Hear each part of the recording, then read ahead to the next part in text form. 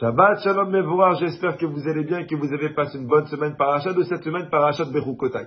Dans la paracha de cette semaine, nous allons lire les bénédictions et les malédictions. Bénédictions pour toutes les personnes qui respecteront Torah et Mitzvot. Comme il est écrit, Bechukotai Telechu, si vous suivez ma Torah, alors Akadosh Baruch Hu nous promet la parnassa, la santé et la réussite. Malédictions pour toutes les personnes qui ne respecteront pas la Torah et les Mitzvot. Les malédictions, elles sont détaillées dans le Shlishi, dans la troisième montée de cette paracha. Beaucoup de personnes, par superstition, n'osent pas monter à la troisième montée, et je peux les comprendre.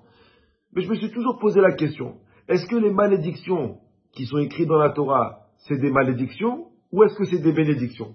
Il y en a qui n'ont pas peur de monter à la troisième montée, parce qu'ils te disent, écoute, toutes les malédictions de la Torah sont en fait des brachot. Il y en a d'autres qui te disent, non, des malédictions, c'est des malédictions. Et ils évitent de monter. Alors d'après vous, est-ce que les malédictions de la Torah, c'est des malédictions ou c'est des bénédictions? Je suis tombé cette semaine sur un cours du Rabbi de Lubavitch qui donnait une explication magnifique sur les bénédictions et les malédictions. Je voulais lire en français, parce que c'est très bien expliqué. Le Rabbi dit comme ça. En fait, les malédictions, ce sont précisément les plus sublimes bénédictions, qui doivent être formulées et parfois vécues comme des malédictions. Le Rabbi, il explique, il te dit. La raison est que lorsque Dieu accorde une bénédiction, elle doit passer par le tribunal céleste, où avec le tribunal, on décide si le bénéficiaire est digne ou non de la recevoir.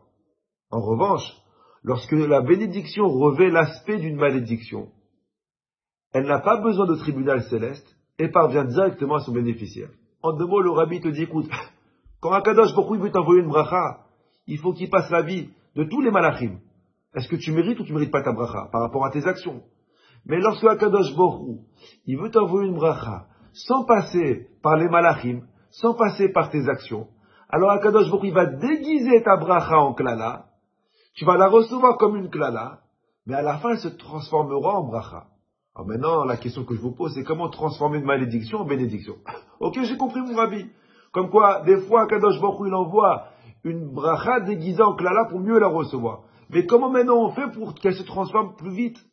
Je vous raconte une histoire que je trouvais magnifique. Il y avait une personne qui habitait à Yerushalayim, qui galérait dans la parnassa. Il devait marier ses enfants étaient en âge de se marier. Sa femme lui a dit, écoute, il faut que tu ailles en Amérique, ramasser de l'argent. Peut-être que si tu vas voir tes cousins, tes amis en Amérique, peut-être qu'ils vont t'aider, tu es le seul religieux de la famille. Voyage. Le monsieur, il décide de voyager en Amérique. Pendant une semaine, il tourne à droite et à gauche, chez sa famille, chez des gens importants.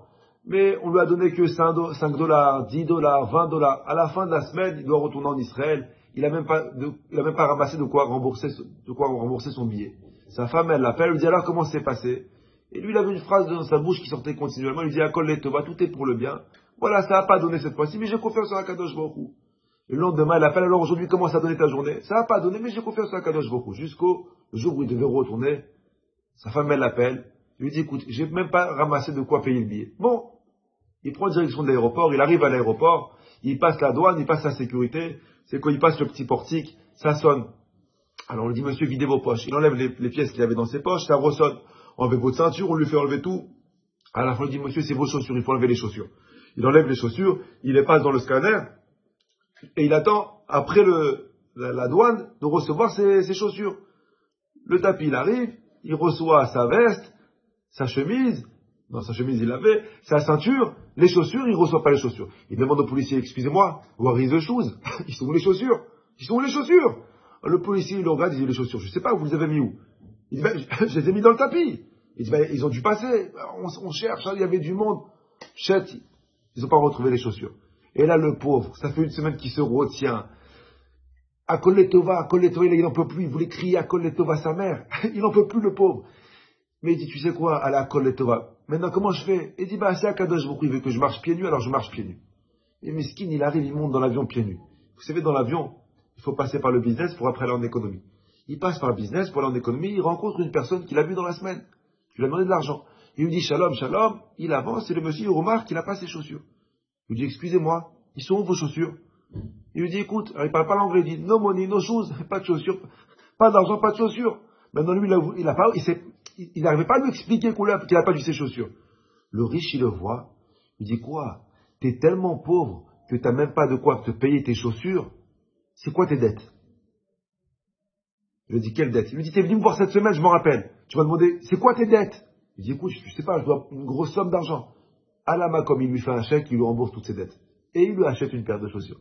De cette histoire, tu vois comme quoi une personne qui vit à Kol Letova, alors sa malédiction, elle se transforme en bénédiction.